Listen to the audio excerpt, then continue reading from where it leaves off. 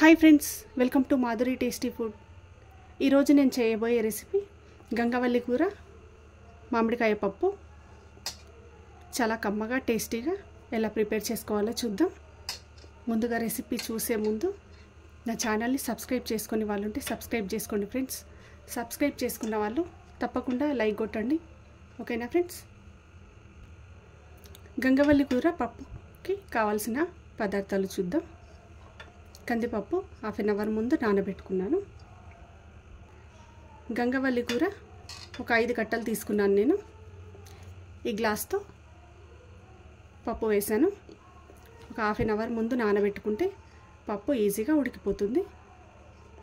ఒక మామిడికాయ, ఓకేనా ఫ్రెండ్స్. స్టార్ట్ చేద్దాం. కందిపప్పుని బాగా కడిగేసి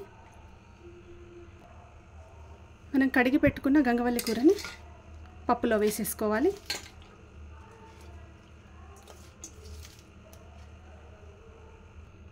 మామిడికాయను ఇలా తొక్క తీసేసి ముక్కలుగా కట్ చేసి పెట్టుకోవాలి. ఒక మీడియం సైజు టమాటాను ముక్కలుగా కట్ చేసి పెట్టుకోవాలి. గంగవల్లి ఆకుకూరను ఇలా పప్పులో వేసిన తర్వాత మామిడికాయ ముక్కల్ని వేసేసుకోవాలి.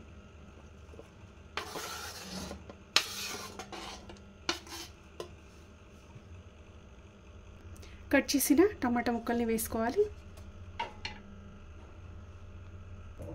కుక్కర్లో 2 గ్లాసులు వాటర్ వేసుకోవాలి. ఆల్రెడీ నేను పప్పులో 2 గ్లాసులు వాటర్ వేసాను. తర్వాత ఇప్పుడు కుక్కర్ పైన మూత పెట్టేసి ఇప్పుడు స్టవ్ ఆన్ చేసుకొని కుక్కర్ పెట్టుకోవాలి. 2 విజిల్స్ వచ్చే వరకు పప్పుని ఆకుకూరని ఉడికించాలి.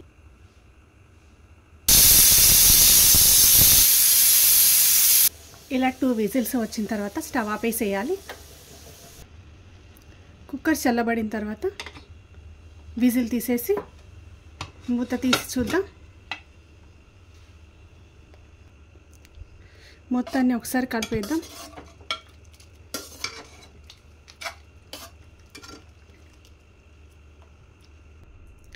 గంగవల్లి కూర పప్పుని ఒకసారి మొత్తాన్ని ఇలా మెదుపుకోవాలి.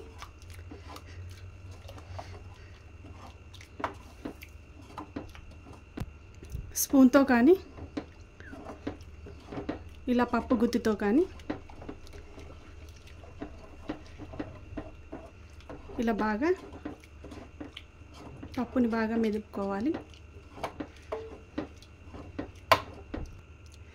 ఇలా పప్పుని ఆకుకూరని బాగా మెదిపిన తర్వాత పక్కన పెట్టుకుందాం.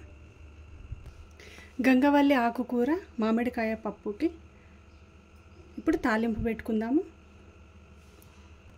తాలింపుకి కావాల్సిన ఇంగ్రీడియంట్స్ చూద్దామా. ఆయిల్, ఆనియన్ ముక్కలు, కరివేపాకు, జీలకర్ర, పసుపు, వెల్లుల్లి రెబ్బలు, ఆవాలు, ఎండుమిర్చి. ఓకేనా ఫ్రెండ్స్, స్టార్ట్ చేద్దాం. ఇప్పుడు స్టవ్ ఆన్ చేసుకొని కడాయి పెట్టుకోవాలి. 2 టేబుల్ స్పూన్స్ ఆయిల్ వేసుకోవాలి.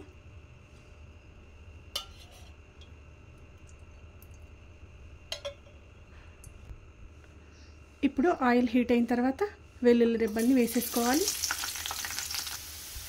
మంటను లో ఫ్లేమ్లో పెట్టుకొని తాలింపుని ఫ్రై చేసుకోవాలి. వెల్లుల్లి ఫ్రై అయిన తర్వాత 1 టీ స్పూన్ ఆవాలు ఫ్రై అయిన తర్వాత 1 టీ స్పూన్ జీలకర్ర, 3 ఎండుమిర్చి ముక్కలు ఇలా ముక్కలుగా వేసుకోవాలి. తర్వాత ఆనియన్ ముక్కలు వేసేసుకోవాలి. ఆనియన్ వేసిన తర్వాత ఇలా ఫ్రై చేయాలి. ఆనియన్ ముక్కలు ఫ్రై అయిన తర్వాత కరివేపాకు వేసుకోవాలి. వేసిన తర్వాత ఇలా ఫ్రై చేయాలి.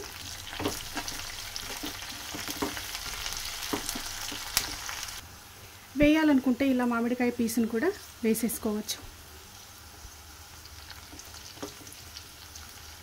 1/2 టీ స్పూన్ పసుపు వేసిన తర్వాత ఒకసారి మొత్తాన్ని కలిపేసేయాలి.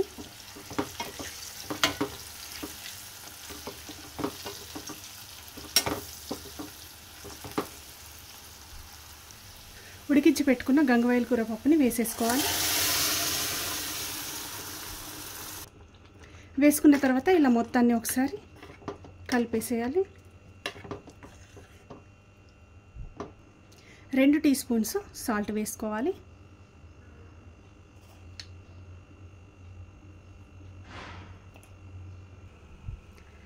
ఇలా 10 పచ్చిమిర్చిని ముక్కలుగా కట్ చేసి మిక్సీ పట్టుకోవాలి. అప్పటికప్పుడు చేసుకోవాలి. అప్పటికప్పుడు ఇలా మిక్సీ పట్టుకొని వేసుకుంటే ఇలా పచ్చిమిర్చి పేస్ట్ కలర్ మారకుండా ఉంటుంది. మంటను లో ఫ్లేమ్లో పెట్టి పచ్చిమిర్చి పేస్ట్ని ఇలా వేసేసుకోవాలి.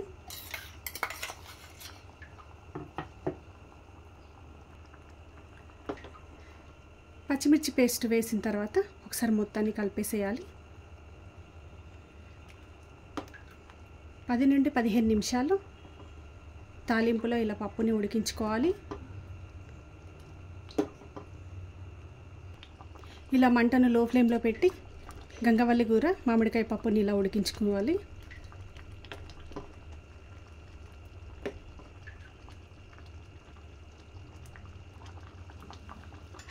కందిపప్పుని బాగా కడిగేసిన తర్వాత 2 గ్లాసులు వాటర్ వేసి నానబెట్టాను.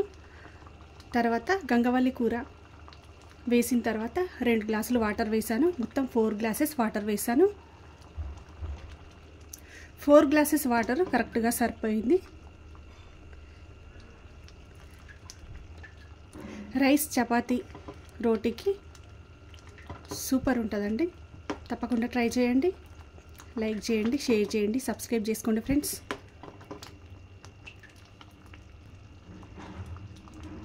కమ్మగా టేస్టీగా గంగవల్లి కూర రెడీ అయిపోయింది.